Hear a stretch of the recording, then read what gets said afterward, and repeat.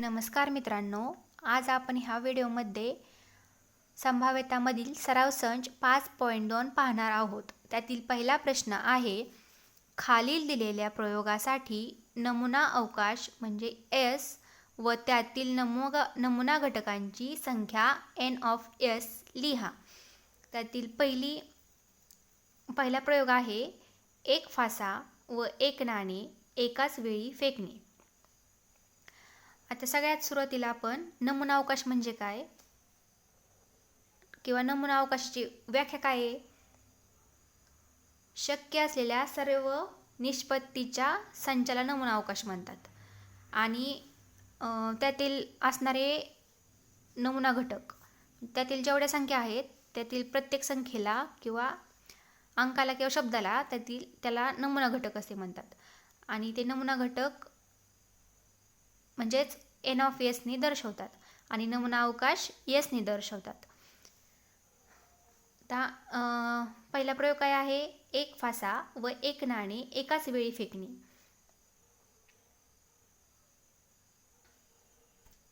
आता एक फासा आणि एक नाणे एकाच वेळी फेकल्यावरती नमुना अवकाश काय होईल? नमुना अवकाश सुरुवातीला S नी दर्शवतात. S बरोबर जो काही संच असेल तो महिरपी कंसामध्ये लिहायचा. महिरपी कंस काढला, त्याच्यामध्ये छोटा कंस बरोबर पहिला नमुना घटक काय येईल? एक फासा आणि एक नाणे. आता आपण तुम्हाला समजण्यासाठी एका साईडला हे करूया. एक फासा फेकला तर कुठल्या शक्यता येतील? 1, 2, 3, 4, 5 आणि 6. आणि एक नाणे फेकले. एक नाणे एकतर हेड येईल किंवा एकतर टेल म्हणजे H किंवा T, एकतर छापा किंवा एकतर काटा येईल. मग एक फासा आणि एक नाणे एकाच वेळी फेकले तर नमुना अवकाश काय होईल? S बरोबर 1 आणि H किंवा H आणि 1 हा झाला पहिला नमुना घटक. आता पहिला नमुना घटक कसा लिहायचा? छोट्या कंसामध्ये H, 1 कंस पूर्ण, पुढे कोमा, दुसऱ्या कंसामध्ये आता एकतर H आणि 1 येईल किंवा H आणि 2 येईल. तिसरा घटक H आणि 3 येईल. चौथा घटक H आणि 4 येईल. पुढचा घटक H आणि 5 येईल.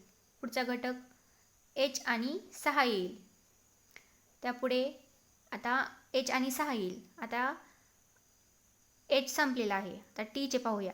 T आणि 1 येईल किंवा T, 1 1, T, 2, T, 3, T, 4, T, 5, T, 6. महिरपी कंस पूर्ण. आता हा झाला नमुना अवकाश म्हणजे S. आता आपल्याला N(S) म्हणजेच नमुना घटकांची संख्या म्हणजे काय? यातील जेवढे कंसामध्ये संख्या ज्या आलेल्या आहेत त्या पूर्ण आपण मोजायच्या. 1, 2, 3, 4, 5, 6, 7, 8, 9, 10, 11 आणि 12 म्हणजेच आपली N(S) म्हणून N(S) ची संख्या किती आली? 12. ही झाली नमुना घटकांची संख्या. दुसरा प्रश्न आहे, 2, 3, 5 या अंकांपासून अंकांची पुनरावृत्ती न करता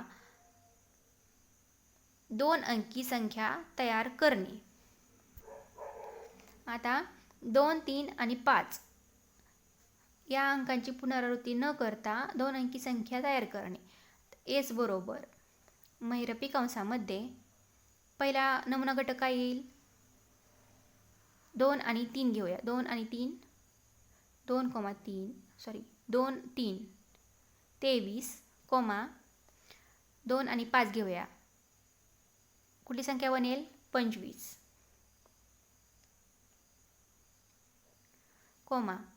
आता 3 आणि 2 घेऊया म्हणजेच 32, 3 आणि 5 घेऊया 35. आता पुढे 5 आणि 2 म्हणजेच 52, 5 आणि 3 53. हा झाला नमुना अवकाश. आणि नमुना घटकांची संख्या n(s) बरोबर यातील नमुना घटक मोजायचे 1 2 3 4 5 6. n(s) बरोबर 6. हे झाले दुसऱ्या प्रश्नाचे उत्तर.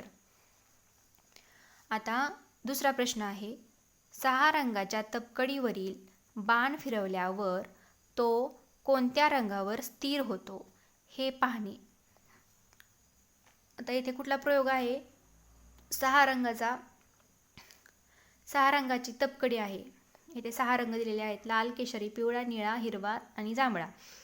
तर याच्यावरून हा बाण फिरवायचा आहे. तर तो कुठल्या रंगावरती स्थिर होतो हे पाहायचं आहे.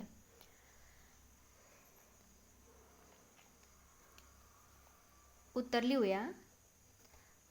वरील तपकडीवर एकूण 6 रंग आहेत. म्हणून नमुना अवकाश S बरोबर महिरपी कंसामध्ये. आता याच्यामध्ये नमुना अवकाश नमुना घटक काय येतील?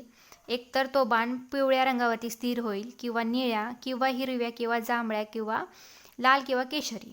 म्हणजेच हे झाले नमुना घटक. पिवळा, निळा,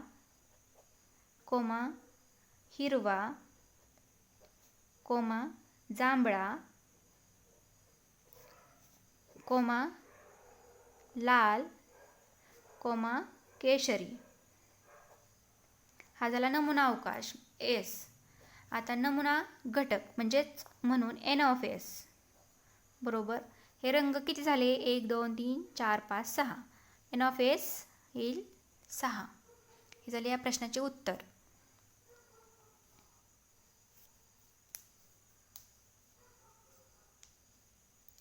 म्हणून बाण 6 पैकी कोणत्याही एका रंगावर स्थिर होऊ शकतो. हे शेवटला एका वाक्यामध्ये उत्तर लिहायचे. तिसरा प्रश्न आहे, वर्ष 2019च्या मार्च महिन्यातील 5च्या पटीत येणाऱ्या तारखेचा वार मिळवणे. खालील कॅलेंडरचे पान पहा. आता या प्रश्नामध्ये कॅलेंडरचे एक पान दिलेले आहे. मार्च 2019 मधील कॅलेंडरचे पान दिलेले आहे. तर आपला प्रश्न काय आहे? या कॅलेंडरच्या महिन्यातील 5च्या पटीत येणाऱ्या तारखेचा वार. आता आपल्याला सुरुवातीला 5च्या पटीत कुठल्या तारखा येतात ते पाहायचे, आणि त्या तारखेला कुठला वार येतोय त्या वारांचा नमुना अवकाश काढायचा आहे. पाहूया उत्तर पाहूया. अगोदर 5च्या पटीत येणाऱ्या तारखा पाहूया.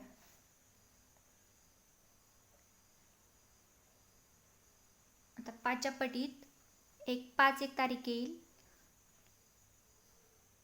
5 दुनी 10, 5 त्रिक 15, 5 चौक 20, 5 5 25 आणि 5 सक 30. तारखा काय झाल्या? 5, 10, 15, 20, 25 आणि 30. ह्या 6 तारखा झाल्या. म्हणून S नमुना अवकाश काय येईल? आता आपल्याला या 6 तारखेला येणाऱ्या वार मिळवायचे आहेत. तर 5 तारखेला कुठला वार येतोय? ट्यूसडे म्हणजे मंगळवार.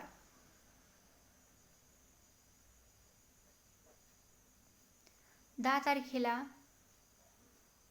संडे म्हणजेच रविवार.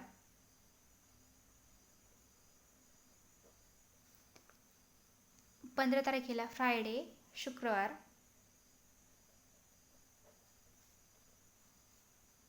20 तारखेला वेनसडे बुधवार.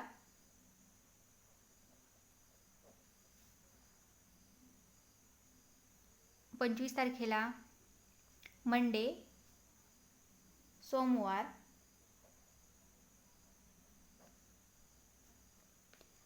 आणि 30 तारखेला सॅटरडे म्हणजे शनिवार.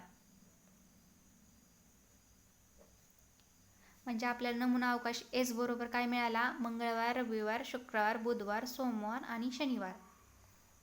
म्हणून एन ऑफ एस काय झाला?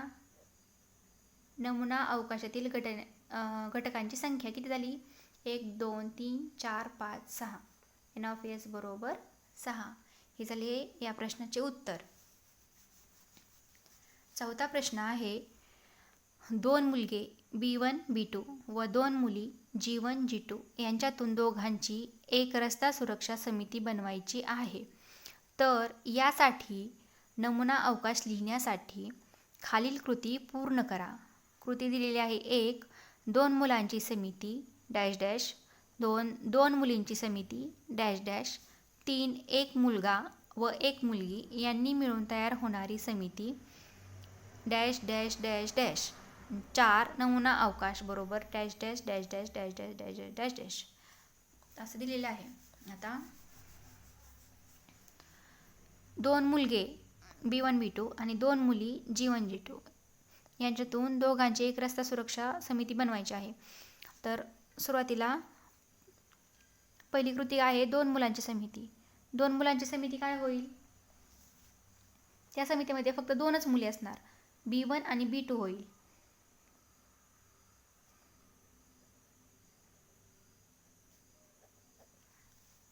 तर दुसरी कृती आहे 2 मुलींची समिती.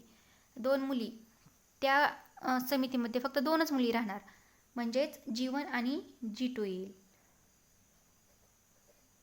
या समितीमध्ये मुलगा आहे का? नाही आहे, फक्त 2 मुलींची, म्हणजेच 2 मुली त्या कुठल्या आहेत? G1 आणि G2, म्हणून G1 G2.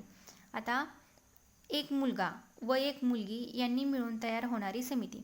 आता एक मुलगा आणि एक मुलगी पाहिजेत. एक तर ती समिती काय असेल? B1 आणि G1, B1 G1, किंवा B1 आणि G2 असेल, B1 G2, किंवा B2 आणि G1, B2 आणि G1, किंवा B2 आणि G2. आता एक मुलगा व एक मुलगी यांनी मिळून तयार होणारी समिती काय झाली? B1 G1, B1 G2, B2 G1 आणि B2 G2. आता म्हणून नमुना अवकाश काय येईल? नमुना अवकाश म्हणजे या सगळ्या घटना एकत्र. आता पहिली काय आहे? 2 मुलांची समिती. ती 2 मुलांची समिती लिहून घेऊया. काय आलेली आहे आपली? B1 B2. दुसरी आहे 2 मुलींची समिती, ती आहे G1 G2. पुढे आहे एक मुलगा आणि एक मुलगी यांची समिती. त्यातील पहिला नमुना अवकाश काय आहे? B1 G1. दुसरा आहे B1 G2. पुढे आहे B2 G1 आणि पुढे आहे B2 G2. हा झाला शेवटचा नमुना अवकाश. ही झाली कृती पूर्ण. मित्रांनो, हा व्हिडिओ आवडला असल्यास आणि अशाच वेगवेगळ्या व्हिडिओसाठी प्लीज अदरडेक चॅनलला लाईक, शेअर, सबस्क्राईब करा आणि नवीन व्हिडिओच्या नोटिफिकेशनसाठी बेल आयकॉन प्रेस करायला विसरू नका. धन्यवाद.